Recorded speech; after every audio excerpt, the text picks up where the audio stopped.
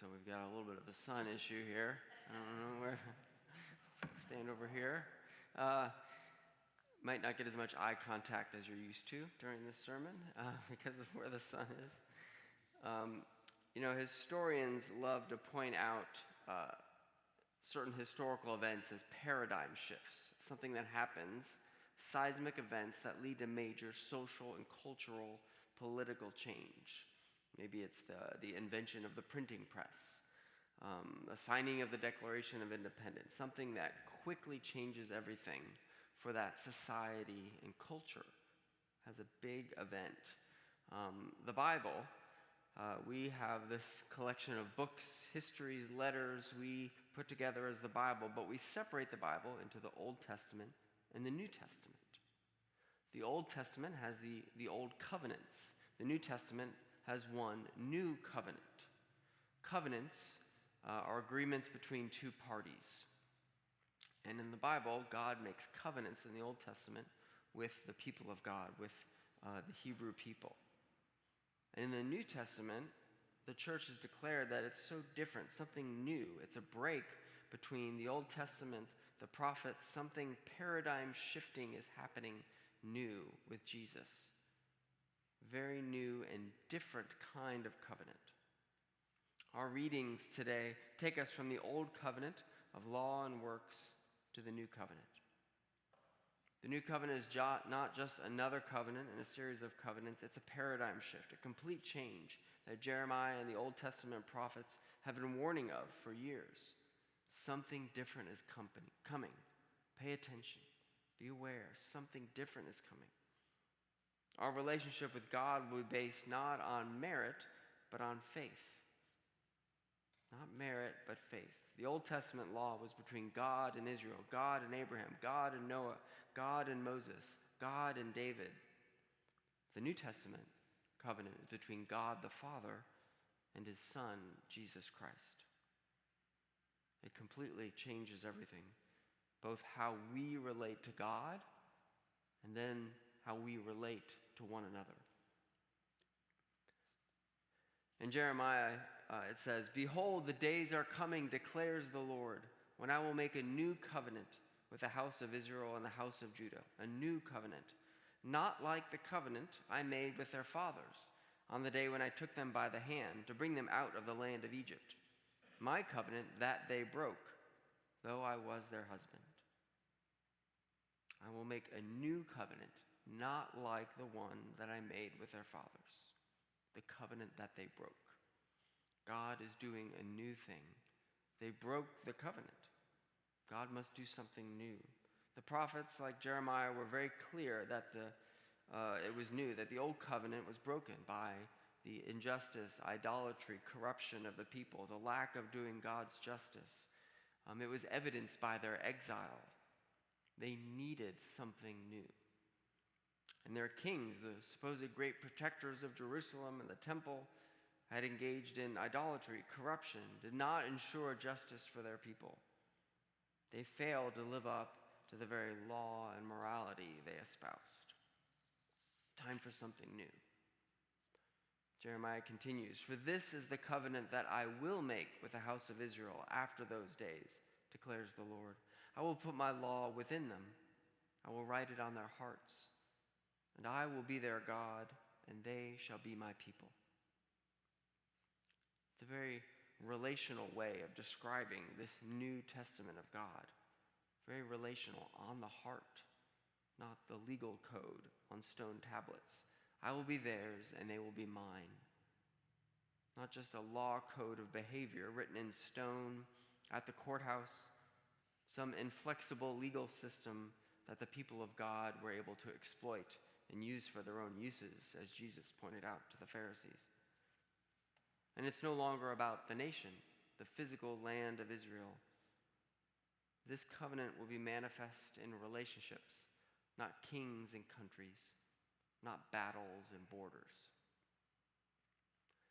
As an Old Testament professor at Wycliffe College, Toronto, wrote, "The Mosaic covenant will not be sufficiently flexible for the new age of divine grace, and so will be replaced.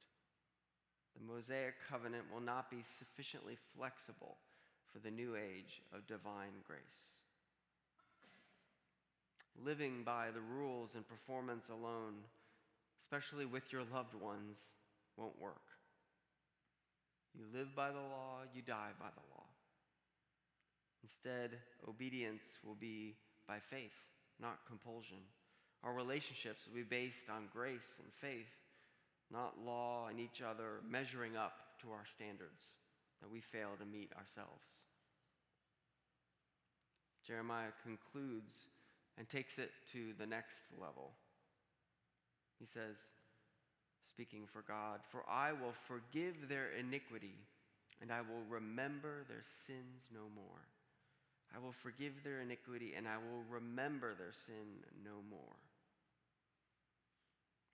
Probably seemed quite irresponsible to hear that.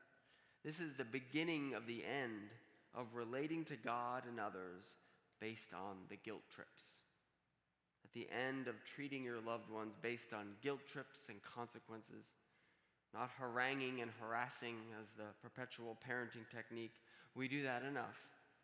We lean on that old covenant all the time. That comes naturally to us. We don't need to be reminded of that law.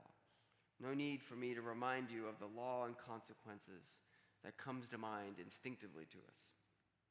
Jesus came to tell us the new thing, something unnatural to human ways, a kingdom of justice and goodness that comes but arrives paradoxically. The something new, this new way of justice and mercy comes by unjust means. An unjust trial, an execution to bring about true justice, an innocent victim to bring about truth. This new thing will be about faith, not works, about individual faith and relationships, and true justice will be a fruit of it. And so in our Gospel of Luke today, we hear from Jesus and we get a small slice of this New Testament, this new testimony, this new covenant, a new way for us to relate to God and therefore to others. In Luke 18, we hear this incredible parable, a parable just crazy enough to describe how new and different Christianity is from the old way, from any other religions at all, for that matter. It is known as the parable of the persistent widow and the unjust judge. The main character, this judge, is a movie scene ready character. You know the type: corrupt, lazy, very connected, self-indulgent. The ideals of his youth for this judge are long gone now with age. He is out for one thing only, not justice, but self-preservation. Out for one thing only, his own good. It's a tale, as the late Angela Lansbury sang, that is as old as time. Corrupt public officials not held to account. And then you have this persistent widow, a nagging widow who won't stop pressing him. But what is so jaw-dropping about this Ebenezer Scrooge judge is that he is the harbinger of the new covenant. He is the stand-in for God the Father in this parable. He is the anti-hero who's the hero. Let's read it. Jesus said, "In a certain city there was a judge who neither feared God nor respected man. And there was a widow in that city who kept coming to him and saying, 'Give me justice against my adversary.' For a while he refused. But afterward he said to himself, 'Though I neither fear God nor respect man, yet because this widow keeps bothering me, I will give her justice, so that she will not beat me down by her continual coming.'" So this unjust judge is approached by this widow, this poor widow, saying, "Give me justice. I'm being taken advantage of by someone else." And he says no and ignores her, but finally just relents because he wants her to stop bothering him. Well, at one level, Jesus argues that this is an argument from lesser to greater. If this ridiculously awful and corrupt judge gives in to this woman, how much more will your Father in heaven? Right? This is used in many, many parables and stories. How much more will your God and Father who loves you care for you? And it's also a story of a weaker person clinging to the coattails of a stronger person, the weak widow and the powerful judge. This widow has no power. She's a woman, she's a widow, a double whammy at that time. She has no power, only her faith and the power of the judge to grant her justice against her opponent, like with us and Jesus.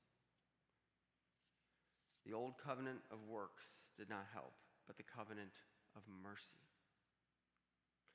The judge, the stand-in for God, is granting a request to a woman with no social standing, no chance to bribe him, no chance to get him further connections, help him out, return the favor, nothing.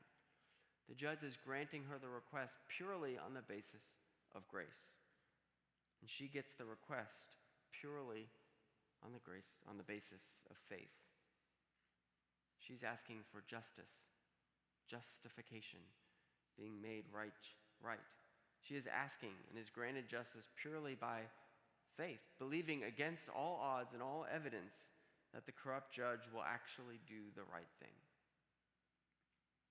God, like the judge, is willing to take it on the chin for us, allowing us widows and orphans access not by our wealth, power, morality, our success, our performance, but access to justice purely by faith, by believing. Why does God pick this corrupt, lazy, pushover judge as the character of God? Why not make the judge good? As the Reverend Robert Capon wrote, the judge arrives at his judgment for the widow, you see, not on the merits of the case. The judge makes his judgment not on the merits of case, but simply on the basis of his own convenience.